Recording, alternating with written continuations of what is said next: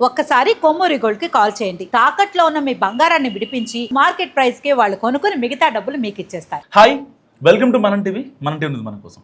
ఉమ్మడి కృష్ణా జిల్లా వైసీపీలో నిర్లిప్తత పెరుగుతుందా? చాలామంది ఇన్ఛార్జీలు వాళ్ళు చెప్పరా మనం చేశామా అన్నట్టు అంటున్నారా?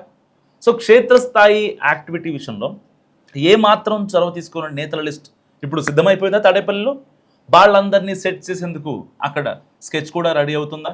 అసలు కృష్ణా జిల్లా వైసీపీలో జరుగుతున్న పరిణామాలు ఏంటి?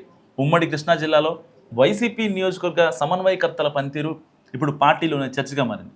మొత్తం 16 అసెంబ్లీ నియోజకవర్గాలు ఉండగా 2024 ఎన్నికల్లో ఒక్కటంటే ఒక్క చోట కూడా పార్టీ బోణీ కొట్టలేదు.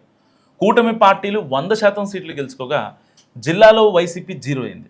అయితే అంత ఘోరమైన ఓటమి నుంచి కూడా త్వరగా కోలుకున్న పార్టీ అధిష్టానం 2 ఏళ్లుగా ప్రభుత్వానికి వ్యతిరేకంగా పెద్ద ఎత్తున పోరాట కార్యక్రమాలకు పిలుపునిస్తోంది. కానీ ఉమ్మడి కృష్ణాలోని నియోజకవర్గాల ఇన్ఛార్జీలు చాలామంది అధిష్టానం పిలిపించిన స్థాయికి తగ్గట్టుగా స్పందించడం లేదన్నది పార్టీలో అంతర్గతంగా జరుగుతున్న చర్చ. సో ఈ వ్యవహారం పెద్దల దృష్టికి కూడా వెళ్ళిందట.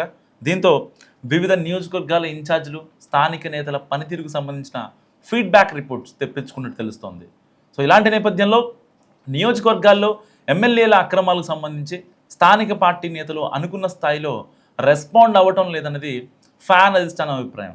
సో కేవలం కొన్ని నియోజకవర్గాల్లో మాత్రమే ఇన్ఛార్జీలు అనుకున్న స్థాయిలో స్పందిస్తున్నారని, ఎక్కువ చోట్ల సైలెంట్ మోడ్లో ఉండడంపై ఆరాధిస్తున్నారట. ప్రధానంగా మచిలీపట్నం రాజకీయాలు గతంలో లేనంత హాట్గా మారిపోయాయి. ఇక్కడ నిత్యం మంత్రి కొల్లు రవీంద్ర, మాజీ మంత్రి పేర్ని నాని మధ్య నువ్వా నేనా అన్నట్టు ఉంటుంది. సో మంత్రికి వ్యతిరేకంగా గళం విప్పుతున్నారు పేర్ని. నియోజకవర్గంలో ప్రభుత్వ విధానాల వల్ల ప్రజలకు ఇబ్బంది కలిగితే వాటిపై కూడా క్షేత్రస్థాయికి వెళ్ళి ఆందోళనకు దిగుతున్నారు. సో పామరులో ఇసుక, మట్టి దోపిడీ, పేకాట, చెరువు తవ్వకాల మీద మాజీ ఎమ్మెల్యే కైలే అనిల్ ఆందోళన చేయడంతో పాటు సోషల్ మీడియాలో కూడా ఎమ్మెల్యే తీరుపై విమర్శలు చేస్తున్నారు.